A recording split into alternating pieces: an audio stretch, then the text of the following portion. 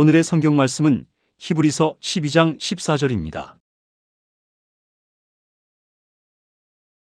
모든 사람으로 더불어 화평함과 거룩함을 좇으라. 이것이 없이는 아무도 주를 보지 못하리라. 아멘. 오늘 저는 여러분과 함께 하나님과 동행하는 삶이란 제목으로 은혜를 나누고자 합니다. 금년에는 우리 한국의 영남과 호남에 극심한 한해로 말미암아 대단히 고생을 많이 했습니다. 농부들이 고생을 많이 하고 당국에서도 관정을 하는데 애를 많이 썼습니다. 그런데 마침 때가 늦지 않게 비가 내려서 올해는 풍년을 구가할 수 있게 되었습니다. 정말 하나님께 감사하지 아니할 수 없습니다. 그런데 오늘 여러분과 나의 가슴 속에 과연 이와 같은 영적인 한발이 다가와 있지 않은가? 이것 한번 깊이 생각해 봐야 될 것인 것입니다. 오늘날 수많은 사람들이 교회에 모여 입으로 주여 주여 하면서도 그 교회가 가뭄이 들어서 영적인 은혜가 메말라지고 살아계신 하나님의 임재하심이 사라져버린 지 오래되는 교회들이 얼마나 많은지 모릅니다. 왜 성령의 단비가 내게는 내리지 않을까요? 왜 우리 교회는 아무리 예배를 봐도 마음을 깨뜨리고 거물하게 하는 영적인 하나님의 은총과 임재하심이 내려오지 않을까요? 이런 질문을 하는 사람들이 많이 있습니다. 저는 그 질문에 대해서 오늘 대답을 해드리고자 합니다. 성경에 오늘 읽은 말씀 가운데 보면 화평함과 거룩함을 쫓아라. 이것이 없이는 하나님을 배울 수 없다고 말씀하고 있는 것입니다. 그러므로 첫째로 우리의 생활 속에 화평함을 쫓아서 화평의 영 성령께서 임하시게 해야 되는 것입니다.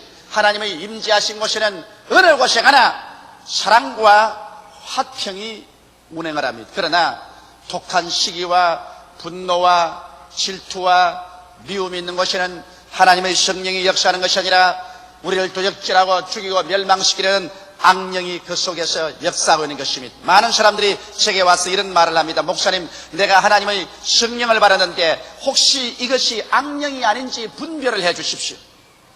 그 분별하는 것 아주 대단히 간단합니다. 왜? 하나님의 성령은 사랑과 화평의 영인 것입니다. 성령을 받고 난 다음에 마음속에 사랑의 역사가 일어나고 마음에 화평의 역사가 일어나서 평안이 넘치면 이런 성령의 역사인 것입니다. 그러나 성령을 받았다고 말하면서 마음에 독한 시기와 분노와 질투와 미움이 회오리 바람처럼 쳐오고 마음속에 불안과 초조하고 고통과 괴로움이 다가오면 이것은 성령이 아니라 마귀가 그를 붙잡은 것입니다. 이러므로 그 열매를 보고 그 나무를 알지라고 말했는데 우리의 생활 속에 나타난 열매를 보고 하나님의 성령의 역사인지 악령의 역사인지를 쉽게 분별할 수 있습니다. 그러면 어떻게 하면 우리가 화평을 쫓아서 살아갈 수 있을까요?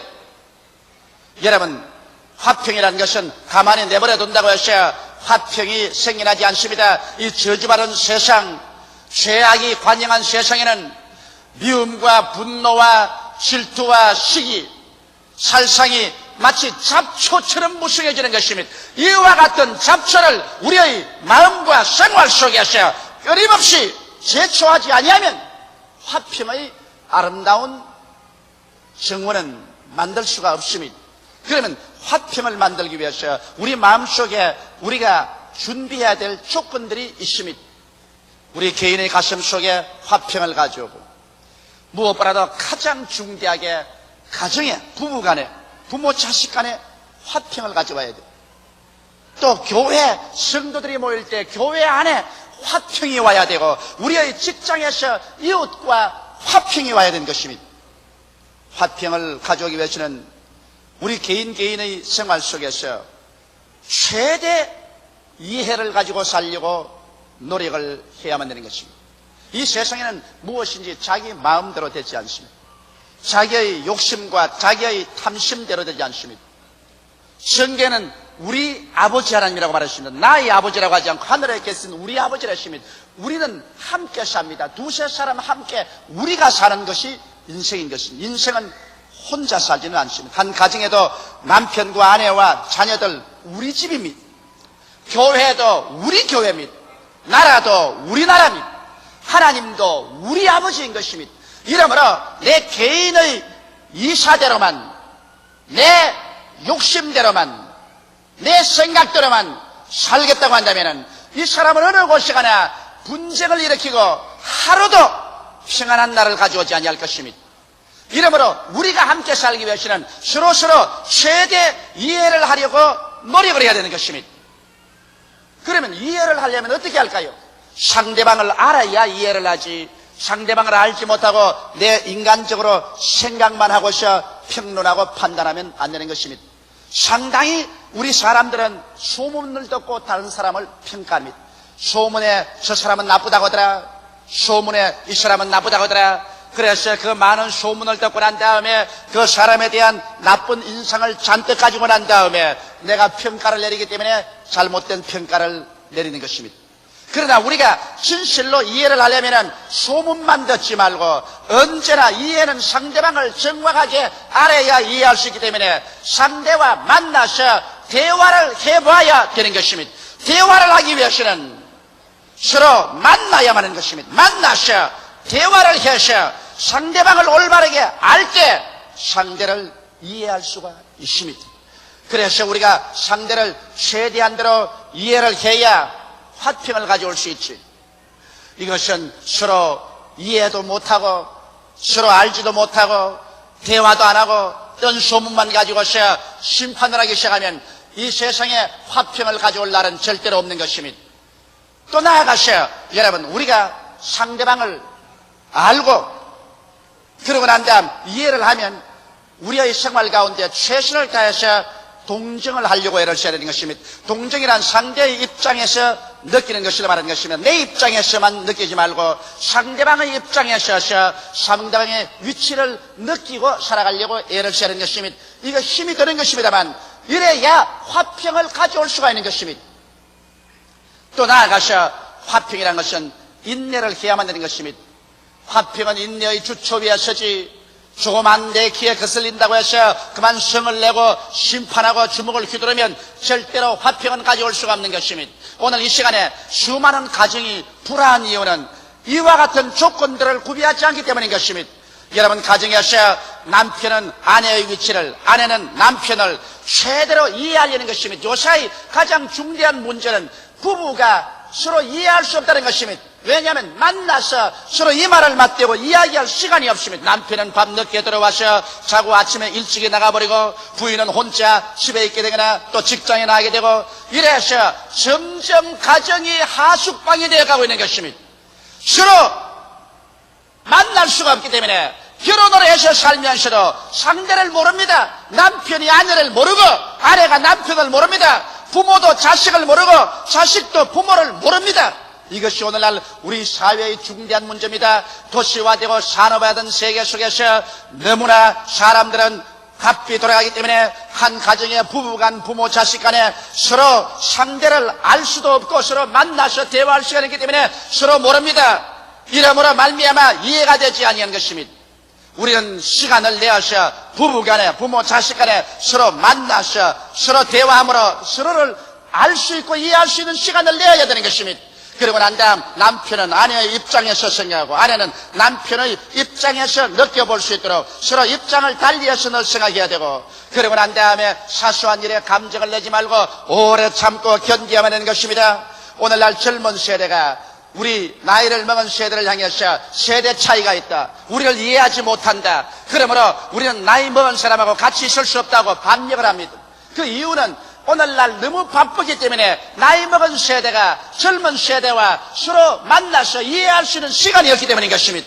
아버지, 어머니, 여러분께서 자녀들에게 밥을 먹이고 옷을 입히고 학교만 보낸다고 하셔야 되는 것이 아닙니다. 그러면서도 여러분과 자녀들은 구만리 장천으로 멀어져 버리고 마는 것입니다. 자녀들과 서로 만나서 이야기를 하고 아버지가 누군지 자식이 누군지 알아야만 서로 이해할 수가 있고 그리고 또 젊은이들의 입장에 서서 젊은이들의 기분을 이해해 줘야 되고 젊은이는 나이 먹은 사람들의 입장을 이해해 줘야 하고 동정해 줘야 되고 서로 인내함으로 말미암아 화평을 가져올 수 있는 것입니다.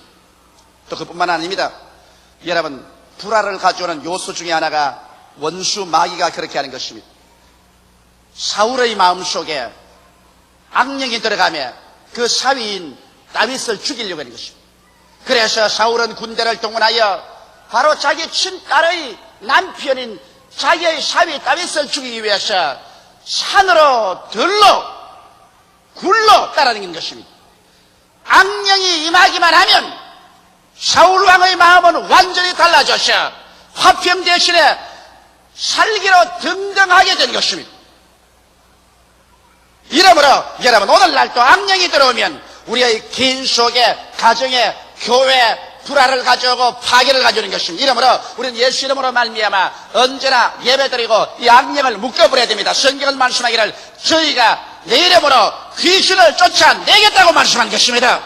예수 믿는 사람은 주의 이름으로 말미암아 이 불화를 가져오는 원수 귀신을 우리 개인과 가정과 교회에서 우리 환경에서 내어 쫓아야 하는 것입니다. 나시아라 예수 이름으로 명하노니 이 불화를 가져오는 악령은 물러갈지어다고 쫓아내야 되는 것입니다.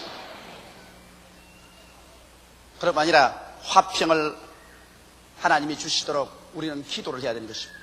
왜냐하면 성경에 보면 예수 그리스도는 평강의 왕이신 것입니다. 예수 그리스도 영 성령께서 오셔서 우리를 점령하시면 성령은 우리를 평강에서 평강으로 이끌어 주시는 것입니다. 예수 그리스도는 우리가 기도하지 아니할 때 주님 직접 역사하지 않습니다. 너희가 무엇이 내 이름으로 내게 구하면 내가 시행하리라고 말씀하셨습니다. 너희는 내게 부르짖으라. 그러면 내가 응답하겠고 내게 크고 비밀한 일을 알려주겠다고 말씀하신 것입니다. 이러므로 화평이 올 수 있도록 기도해야 되는 것입니다. 왜냐하면 주님은 하나님과 우리가 원수되었었을 때, 우리가 죄로 말미암아 하나님이 우리를 심판할 수밖에 없을 때 그가 친히 화평의 제물이 되어서 십자가에 높이 달림으로 말미암아 하나님과 사람 사이에 화평을 가져온 장본인이기 때문인 것입니다. 이러므로 예수 그리스도의 십자가의 보혈은 하나님과 우리 사이에 화평을 가져오고 우리의 양심에 화평을 가져오고 우리와 우리 이웃의 화평을 가져오는 것입니다. 만유가 예수 그리스도로 말미암아 화평을 가져오게 되는 것이므로 예수 그리스도와 그 십자가의 보혈의 능력으로 화평이 다가오도록 기도를 해야 되는 것입니다. 둘째로, 성경에는 거룩함을 쫓아야 하나님의 성령께서 우리 가운데 임하실 수 있고 하나님이 우리와 같이 있을 수 있다는 것입니다. 그럼 우리가 화평을 쫓아서 화평 가운데 있으면 화평의 영인 성령이 우리와 같이 있지만은 또 우리는 거룩함을 쫓지 아니하면 하나님을 볼 수 없다고 말하고 있는 것입니다. 시편 93편 5절에 보면 여호와여 주의 증거하심이 확실하고 거룩함이 주의 집에 합당하여 영구하리이다. 다시 말하면 주의 집은 바로 거룩함이라고 말하는 것입니다. 거룩함이 있는 곳에 주님께서 와서 거하신다는 것입니다. 그럼 거룩한 하나님의 집에 올라가기 위해서는 어떠한 자격이 필요할까요? 그 자격은 시편 15편 1절로 5절에 기록하고 있습니다. 여호와여 주의 장막에 유할 자 누구며 주의 성산에 구할 자 누구오니까? 정직하게 행하며 공의를 일삼으며 그 마음의 진실을 말하며 그 혀로 참소치 아니하고 그 벗에게 행하지 아니하며 그 이웃을 회방치 아니하며 그 눈은 망령된 자를 멸시하며 여호와를 두려워하는 자를 존대하며 그 마음에 서운한 것은 해로울지라도 변치 아니하며 별리로 대금치 아니하며 뇌물을 받고 무지한 자를 해치 아니하는 자니 이러한 일을 행하는 자는 영영이 요동치 아니하리이다. 바로 거룩하신 하나님 장막에 나아가는 데는 이와 같은 조건이 필요한 것입니다. 오늘 그러므로 우리가 화평을 도모한 우리들은 이제는 거룩함을 얻기 위해서 주의 장막과 성산에 올라가는 계단을 한 계단, 두 계단 우리 밟아서 올라가야 되지 않겠습니까? 그러므로 오늘 이 시간에 첫째 계단을 우리 올라가십시다. 첫째 계단은 정직과 공의와 진실인 것입니다. 우리가 정직하고 공의를 행하고 진실을 말하지 아니하면 하나님의 성산에 올라갈 수가 없고 거룩함에 이를 수가 없는 것입니다. 우리는 예수 그리스도를 믿음으로 말미암아 값없이 용서를 받고 의롭다함을 입었은 것입니다. 그는 법적으로 의롭다함을 입었으나 실제로 우리 생활이 거룩게 되는 것은 이제 우리가 성령의 도우심을 받아서 노력하고 애써서 인격적인 변화를 가져와야 되는 것입니다. 구원은 믿음으로 말미암아 받지만은 하늘에 올라가서 하늘의 상급을 받는 것은 여러분과 내가 이 땅에 사는 동안 얼마나 거룩하게 되었는가, 여기에 따라서 여러분의 영광이 하늘에서 달라지는 것입니다. 그러므로 우리가 주의 장막과 성산에 올라가는 첫째 계단으로서 정직과 공의와 진실을 가져와야 하는 것입니다. 정직은 신용의 근본입니다. 정직을 잃어버리면 신용을 잃어버리고 신용을 잃어버리면 인격적인 파탄이 되는 것입니다. 이것이 여러분 얼마나 중요하냐면 개인적으로나 가정적으로나 사회적으로나 다 그렇습니다. 우리가 부정직해서 신용을 잃어버리면 그때부터 인격적인 파탄이 되고 사람들로부터 경문을 당합니다. 남편이 부인에게 신용을 잃어버렸는지 부인이 남편에게 신용을 잃어버리면 가정적인 파탄을 가져옵니다. 혹은 부모가 자녀들에게 신용을 잃어버리면 부모가 무슨 말을 해도 자녀들이 믿질 않습니다. 더구나 오늘 세상 경쟁사회 속에서 무엇이든지 우리 정직하지 않냐고 남을 속여놓으면 그 다음부터는 깊이 인물이 되어서 그 사람은 사회적으로나 사업적으로나 망해버리고 마는 것입니다. 이러므로 우리가 한 개인으로서나 국민으로서 이 세상에서 성공적인 인생을 사는데도 정직을 결여하면 그 사람은 깊이 인물이 되어버리고 마는 것입니다. 인격적인 파탄에 이르고 마는 것입니다. 아무도 신용하지 않습니다. 그를 신용하지 않으니까 그 사람이 이 사회 속에서 살아갈 수가 있나요? 오늘날 사회는 신용을 가지고서 살아가는 것이 사회인 것입니다.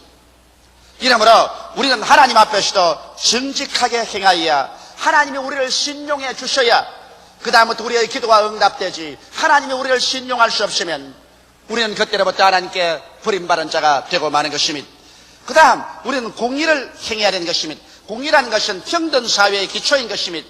이 사람을 두둔해주고 저 사람은 멸시하고 사람을 차별 대우하는 것은 공의가 아닌 것입니다. 성경에 보면 야고보의 가정에서 야곱이 이삭의 사랑을 바라셨습니다. 그 어머니 리브가의 사랑을 바라셨습니다.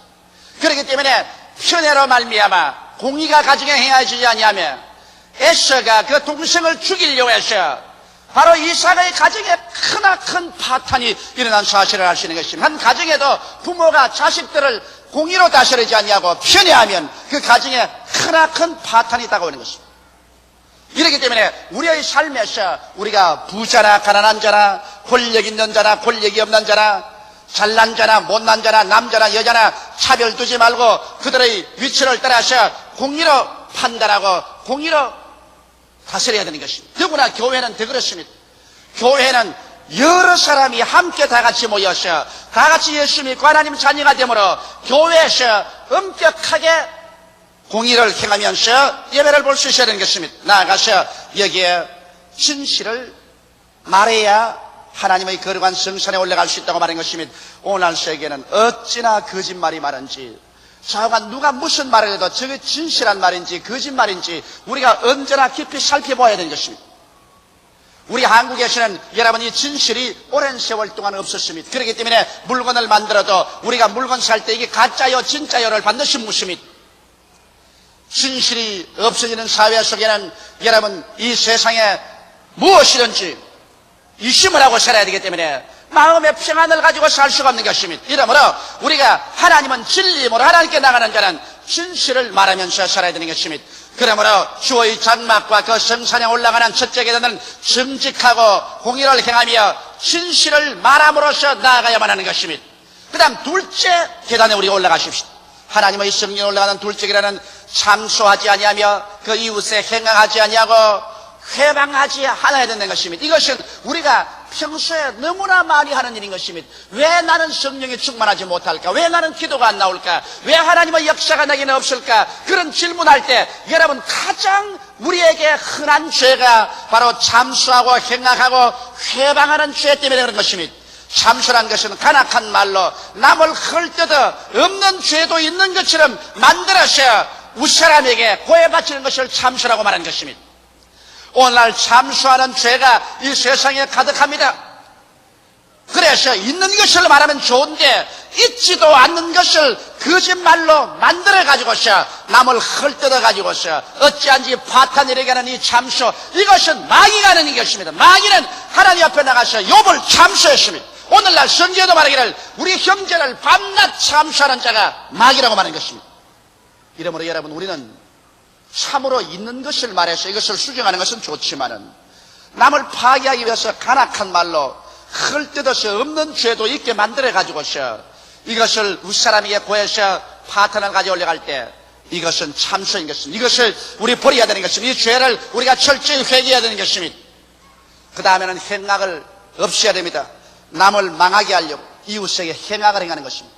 어찌한 이웃의 올무를 넣고 함정을 파셔 이웃이 성공하지 못하고 승리하지 못하도록 행악을 해난 일들이 얼마나 많지 않습니까? 경쟁사회 속에서 어찌한지 남보다 내가 나아지기 위해서 정정당당하게 경쟁하지 않냐고 행악을 행하여 이웃을 파멸시키려는 이러한 일은 우리는 회개해야 되는 것입니다. 그 다음 회방을 저버려야 되는 것입니다. 남의 일을 방해하는 것입니다. 남이 잘해나가는 것 어찌하는지 말로서 그렇지 않으면 행동을 하셔 방해해서 못하게 하는 것입니다. 오늘날 교회 가운데도 그런 일이 있습니다. 교회가 성장하고 발전하면 하늘나라가 확장되는 것으로 즐거워해야 될 것인데 그만 시기와 분노가 가득하셔 그 교회를 헐뜯고 교회를 회방하고 교회가 망하도록 앞에다가 걸림돌을 갖다 놓는 일을 교회 가운데서도 이렇게 하는 일이 얼마나 많은지 모릅니다. 오늘날 예수 그리스도의 신자들 가운데서 오늘날 교회가 가장 하나님께 회개해야 될 것은 교회 교인들끼리 교회끼리 교파끼리 참수하고 경락하고 회방하는 죄를 회개해야 되는 것입니다. 오늘날 교회의 가장 무서운 죄가 바로 이 죄요. 교인들 속에서 가장 뿌리를 받고 있는 악마의 죄가 참소와 행악과 회방의 죄인 것입니다. 이 죄를 철저히 회개하지 아니하고는 성령의 역사가 우리 가운데 활발하게 일어날 수가 없는 것입니다. 셋째 계단은 망령된 자를 멸시하고 여호와를 두려워하는 자를 존대하고 서원을 변치 않은 이와 같은 태도를 취하는 것이 셋째 계단에 올라가는 것입니다. 망령된 자라는 것은 은행이 비정상적이고 사고가 흐린 것입니다. 도저히 정상적인 사람으로서는 그런 생각과 그런 말과 그런 행동을 할 수가 없습니다. 나이 50, 60이 돼가지고서 가족을 버리고 이혼한다고 야단법석을 하는 망령된 사람이 있습니다. 내가 어제 미국에서 편지 한 통을 받았는데 그 자매가 울면서 그 편지를 써서 내기로 했습니다. 우리 자식들이 하나는 장가를 들어서 살고 하나는 대학 졸업반에 있고 이제 나이가 60이 들었는데 우리 영감이 마음이 변해가지고서 젊은 여자와 이혼을 하고 살려고 하는 맏아들이 와서 말리고 둘째 아들이 와서 말리고 내가 와서 아무리 사정을 해도 그는 이제 완전히 우리 가정을 떠나고 이혼하려고 하는데 목사님 기도해서 이 마귀 좀 쫓아주십시오. 그런 편지가 왔습니다. 60에 망령을 했어요. 망령을 해도 보통 망령을 하는 게 아니라 정상적인 생각을 하지 않고 영 비정상적인 생각을 할 때 이게 바로 망령인 것입니다. 이런 망령된 일을 하는 사람을 보고서 우리가 잘한다고 한다면 큰일 납니다. 망령된 자를 멸시하고 이 망령된 자가 망령을 못하도록 하는 것을 해야 되는 것입니다. 그리고 여호와를 두려워하는 자를 존대한다. 하나님을 범사에 두려워하고 하나님을 두려워하는 사람은 하나님을 경외하고 믿고 순종하는 사람인데 이런 사람과 같이 하고 이런 사람과 친구를 사귀며 또 나아가서 서운한 것은 변하지 않는다. 하나님께 약속한 것은 내게 소대하갈지라도 그대로 실천한다는 것입니다. 사람들은 자기가 어렵고 다급할 때 쉽게 하나님께 서약해놓고 난 다음에 문제가 다 해결되고 편안하게 되면 하나님과 서약한 걸 언제 했는 듯이 다 잊어버린 사람이 있습니다. 이런 사람은 차라리 서약 안 하는 것이 좋습니다. 하나님과 서약해놓고 난 다음에 그 서약을 어기면 그때부터 하나님께서 그 사람을 신용하지 않기 때문에 다른 어떠한 기도도 받아주지 않습니다. 우리가 거룩한 삶은 하나님께 서약을 했으면 그 서약을 절대로 변형시키지 말아야 됩니다. 저는 이 교회를 지을 때 참 어려울 때 그저 교회가 사느냐 죽느냐 할 때 매일같이 이 가운데 나와서 밤에 별들을 바라보고 제가 하나님께 서약한 것이 있습니다. 하나님 순복음 중앙교회를 세워주면 이 순복음 중앙교회는 전력을 기울여 세계 선교를 하겠습니다.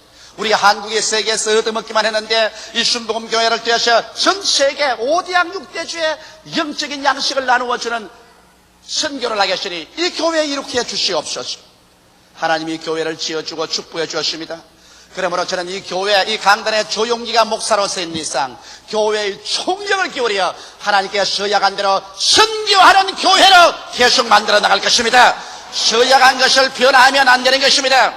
그 다음 넷째 계단을 올라가면 이제 하나님 보좌에 올라가는데 넷째 계단은 별일로 대금치 않고 뇌물을 받고 무죄자를 해치하는 것입니다. 이 별일로 대금치 않는다는 말은 무슨 말이냐? 별이라는 말은 영어로는 usual이라고 하는데 이것은 아주 폭리고리를 말한 것입니다. 일방적인 여러분, 돈을 빌려주고 그게 이식을 취하는 것은 죄가 아닙니다. 왜냐하면 은행에도 돈을 빌려주고 우리가 이식을 취하지 않습니까? 성경의 달란트에 비해보면 한 사람에게는 1달란트, 다른 사람에게는 2달란트, 또 다른 사람에게는 5달란트 주었는데 그들이 주인에게 와서 보고할 때 2달란트는 4달란트를, 5달란트는 10달란트를 만들었었을 때 1달란트만 한 사람이 있는 게 그대로 가져오니 주인이 말하기를 왜 이 돈을 이자 내리는데 맡겨서 이자라도 받아서 가져오지 않았냐? 이 악한 종을 내가 쫓아라 그랬습니다. 그래서 돈을 정당하게 빌려주고 정당한 가격으로 이자를 받는 것은 그건 죄가 아닙니다. 그러나 다른 사람의 가난한 것을 약점으로 삼아서 고리로 폭리로 변리할 때 이것은 하나님 앞에 쓸 수 있는 자격을 상실해버리고 마는 것입니다. 그 다음 또 뇌물을 받고 판단을 굽힌다는 것은 이건 말할 필요 없지요.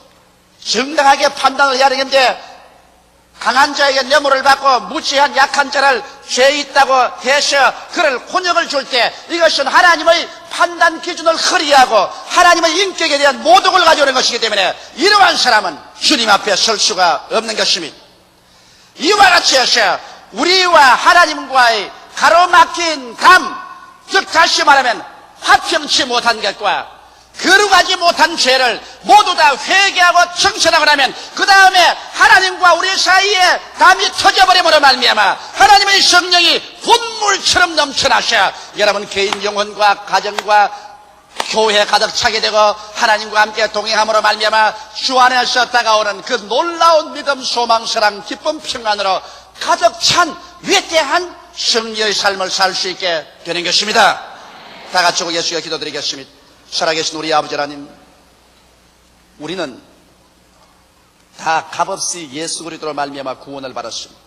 죄를 지었음에도 불구하고 못났음에도 불구하고 버림을 받아야 마땅함에도 불구하고 죄인은 그대로 못난 그대로 빈손 그대로 주님께 나와서 구원을 받았습니다. 구원을 받았으면 이제는 우리가 여호와의 집에 거하는 우리들이 되어야 되겠사옵나이다. 하나님과 함께 살고 행하는 자들이 되어야 되겠는데 하나님의 영이 우리 가운데 그렇게 홍수처럼 밀어올 수 없는 것은 우리에게 불화가 있고 우리에게 거룩함이 없기 때문인 것입니다. 하나님 아버지, 오늘 우리가 그리스도의 깨어진 몸과 흘리신 피에 참여해서 우리 죄사함과 우리의 가난과 실패, 질병과 저주, 죽음에서 우리를 해방시켜 주니 위대한 하나님의 은총을 먹고 마셔드리고 이 기초 위에 설 뿐만 아니라 이것이 이루어질 수 있도록 우리의 생활 속에 화평함과 거룩함을 쫓게 하여 주옵소서. 우리에게 화평하지 못한 죄를 회개하게 도와주시옵시고 거룩하지 못한 죄를 회개하게 도와주시옵소서. 정직과 공의와 진실을 말하게 도와주시옵소서. 참수하는 것을 회개하고 이웃에게 악을 행하며 회방한 죄를 회개하게 도와주시옵소서. 망령된 자를 멸시하고 여호와를 두려워하는 자를 존대하며 아버지 하나님께 서약한 자는 손행 하나도 이루게 하여 주시옵시고 폭리 나아가서 사람들의 약점을 이어서 그들에게 별일로 대금치 말고 뇌물을 받고 판단을 굽히는 일을 하지 않아 하나님의 거룩한 성산에 올라가는 우리 자격자들이 다 되게 하여 주시옵소서. 예수님 이름 받들어 기도하옵나이다. 아멘.